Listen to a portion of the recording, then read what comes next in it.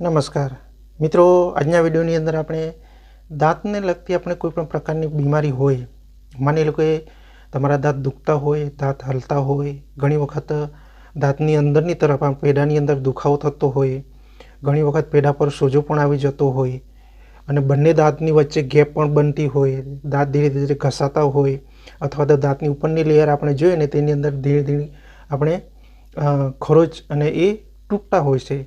તેવા સંજોગોની અંદર આપણે એક આયુર્વેદિક ઔષધિ છે એનો જ ઉપયોગ કરીએ તો દાંતની તમામે તમામ સમસ્યામાંથી આપણે છુટકારો મેળવી શકીએ।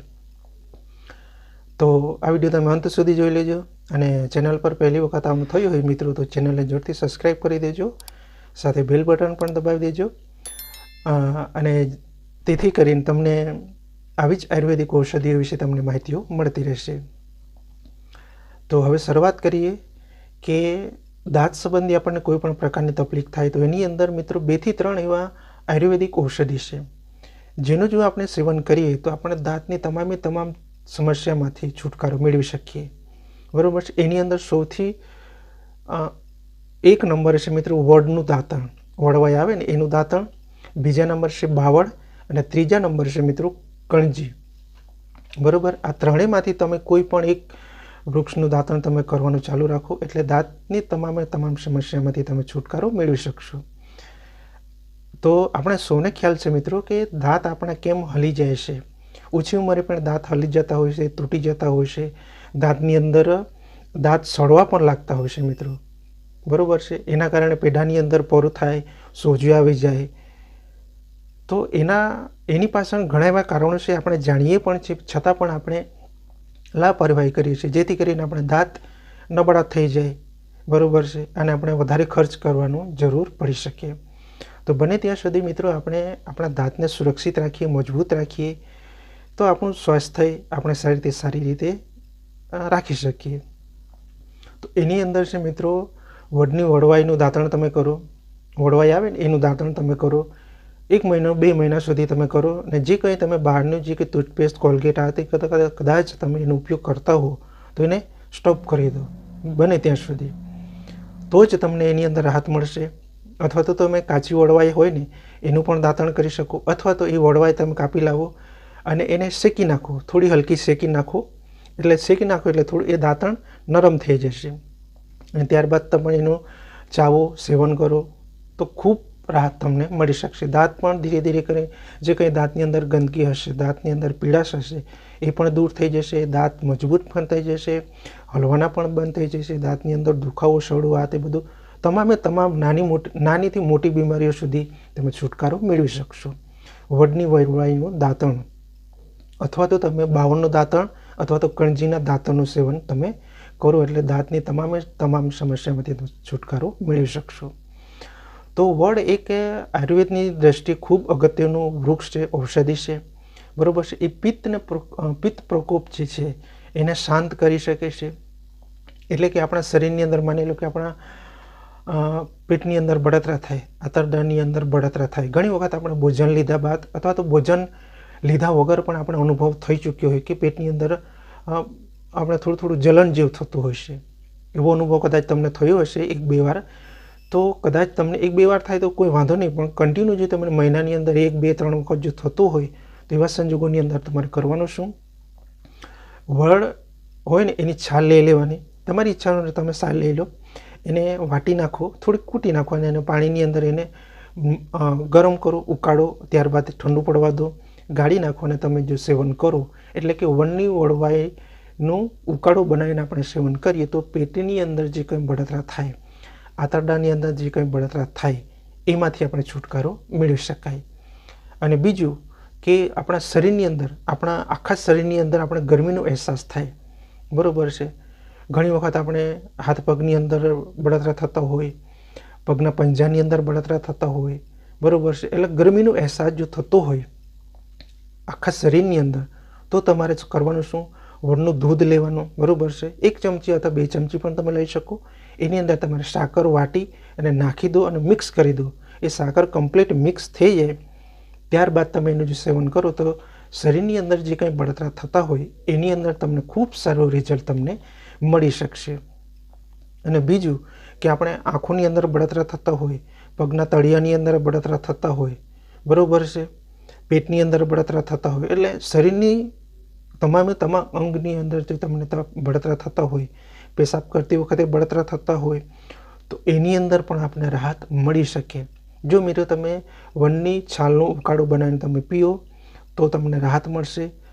અને બીજું કે આપણા શરીરની અંદર માની લો કે તમને ચામડી સંબંધી કોઈ પણ પ્રકારની તકલીફ થતી હોય, બરાબર છે, તો એવા સંજોગોની અંદર તમારે વનની નવી કૂપળો હોય ને, કાચી નવી એકદમ તાજી ફ્રેશ કૂપળો એ તોડી લેવાની, એને વાટી નાખો, એનો ઉકાળો બનાવો, પાણીની અંદર એને ઉકાળવાની, થોડી આપણે ચા બનાવી રીતે ઉકાળો કરવાનો, અને તમે જો સેવન કરો તો તમને ત્વચા સંબંધી કોઈ પણ તકલીફ હશે ને એની અંદર પણ તમને ઘણું એવું રિઝલ્ટ તમને મળી શકશે. તો ફક્ત વડ એક આપણે દાંત સંબંધી જે કંઈ સમસ્યાઓ એ દૂર કરતું નથી, એની સાથે આપણા શરીરની અંદર જે અગ્નિદાહ છે, વધારે પડતી ગરમી હોય તો એની અંદર પણ આપણે રાહત મળી શકે. જો કે અત્યારે તો ઠંડીની મોસમ ચાલે છે, ઠંડી અને ચોમાસાની અંદર આપણો ખ્યાલ આવતો નથી, પણ ઉનાળા ગરમીની મોસમ ચાલુ થાય એટલે આપણા શરીરની અંદર જે કંઈ ગરમી હોય એ ત્યારે આપણે પ્રેક્ટિકલ અનુભવ થઈ જાય છે મિત્રો. તો બને ત્યાં સુધી આપણા શરીરની જે ઇન્ટરનલ ગરમી છે એને પણ આપણે બેલેન્સ રાખવું જરૂરી છે મિત્રો. તો તમે કમ્પ્લીટ એનો ઉપયોગ કરી શકો. અને બને ત્યાં સુધી તમે દાંત સંબંધી કોઈ પણ પ્રકારની તકલીફ થતી હશે તો તમે 1 મહિનો 2 મહિના સુધી કોલગેટ જે કંઈ યુઝ કરતા હોય, આયુર્વેદિક કોલગેટનો ઉપયોગ કરતા હોય તો કોઈ વાંધો નથી, પણ એને સ્ટોપ કરી દો અને તે વડની વડવાઈનું દાંતણ કરો, અથવા તો તમારા વિસ્તારની અંદર બાવળ હોય એનું દાંતણ કરો, અથવા તો કણજીનું જો વૃક્ષ ઝાડ તમને જોવા મળતું હોય તો એનું સેવન કરો. તો તમને કમ્પ્લીટ તમે દાંતની તમામ સમસ્યામાંથી તમે છુટકારો મળી જશે. અને દાંત કદાચ હલતા હોય ને એ પણ એકદમ મજબૂત બની જશે મિત્રો. તો આ ત્રણેય આયુર્વેદિક ઔષધિઓ છે એ આપણા શરીર માટે ખૂબ ફાયદાકારક છે. તો આજના વિડીયોની અંદર આપણે એ જ માહિતી મેળવવાની હતી કે દાંત સંબંધી જો તમને કોઈ પણ પ્રકારની તકલીફ થતી હોય અથવા થઈ ચૂકી હોય, દાંત તૂટી જતા હોય, હલતા હોય, દાંતની અંદર દાંત સડવા લાગતા હોય, બરાબર, અને પેઢાની અંદર દાંતની અંદર કંઈ ગડબડી થાય એટલે પેઢાની અંદર સોજો આવી જાય, પેઢાની અંદરથી લોહી નીકળે, અનેક જાતની તકલીફ થતી હોય છે. એના કારણે આપણે ઘણી વખત મીઠાના પાણીના કોગળા કરવા પડે, મીઠું ઘસવું પડે, અનેક જાતની આપણે ટ્રીટમેન્ટ કરવી પડે. તો એ બધી આપણે લમણાકૂટ છોડીએ એના કરતાં આપણે વડની વડવાઈનું દાંતણ કરવાનું આપણે કન્ટિન્યુ રાખી દઈએ, અથવા તો લીમડાનું દાંતણ પણ તમે કરી શકો.